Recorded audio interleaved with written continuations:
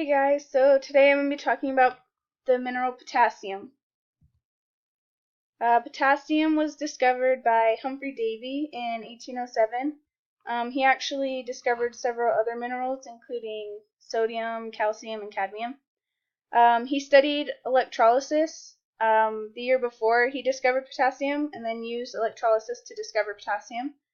And he found potassium from the alkali potash, which is actually how potassium got its name.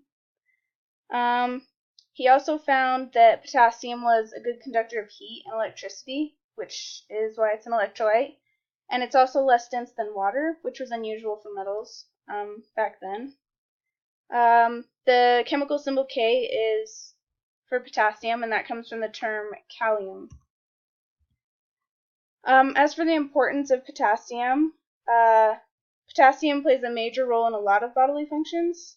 Specifically, it helps with the function of cells, tissues, and organs because of its role as an electrolyte, as well as with its job of water balance and ion balance in cells between sodium. It also helps with fluid balance. Potassium has an important role in heart functions as well because it prevents disease and stroke.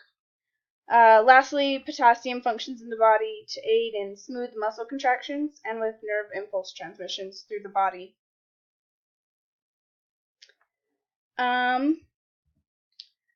Potassium also prevents a ton of diseases. If you have potassium-rich diets, they lead to better bone health, especially in older women. This could also be a possible prevention for osteoporosis or brittle bones in individuals. Hypokalemia is the deficiency of potassium, so if individuals take in more potassium, they're obviously less likely to develop this disease. Also, the more potassium consumed, individuals have a lesser chance of having a stroke and developing heart disease, or at least a lower chance of dying from them. Low levels of potassium may also be connected to high blood pressure, so the more potassium intake has been associated with lower blood pressures, which is healthier. As for the interactions with potassium, potassium and sodium are very similar actually. So they work together in cells to keep the ion balance. Also, since Americans overconsume sodium on a daily basis, potassium works with the kidneys to excrete the extra sodium that we consume, and it prevents harm to heart functions. This is a very positive interaction between minerals. Also, potassium interacts with calcium. It helps maintain calcium levels in the blood. And also, since potassium works with kidney functions, it helps maintain fluid balance, and that includes calcium in the blood. Potassium does that by lowering the amount of calcium that's excreted in our urine. The recommendations for potassium is 4,700 milligrams a day, and that's for adults. Although individuals are getting significantly less, usually around 2,000 to 3,000 milligrams. It's also recommended that potassium should be consumed through foods and not supplements, since it's less likely to consume toxic amounts of potassium through natural sources, or at least it's never been recorded. But supplements can lead to overconsumption or overdoses, which can make the levels dangerous in our body. Some sources of potassium. We can get them from almost any food group, but mostly from fruits, vegetables, and protein. Fruits, we all know bananas is a high quantity of potassium. Also, squashes and potatoes and citrus fruits are high in potassium because there's no processing.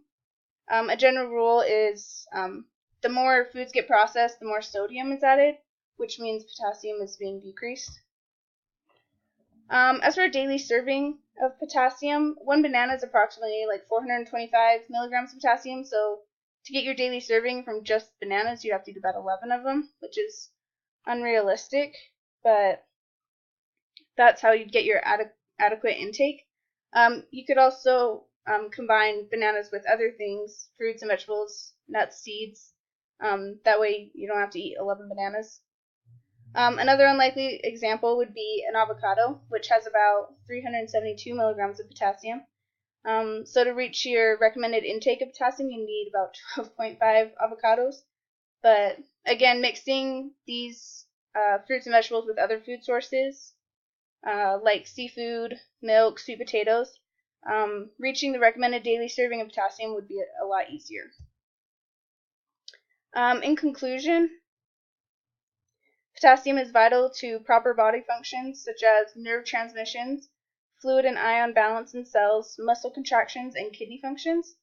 As long as potassium does its job right, illnesses and health issues like high blood pressure, heart disease, and hypokalemia will be prevented. A few of the popular food sources consumed to get recommended intake of potassium, which is approximately 4,700 milligrams again, are usually fruits, vegetables, and proteins. Those have the highest quantity of potassium. Again, mostly non-processed products get the most potassium. And those are my sources. Thanks for watching.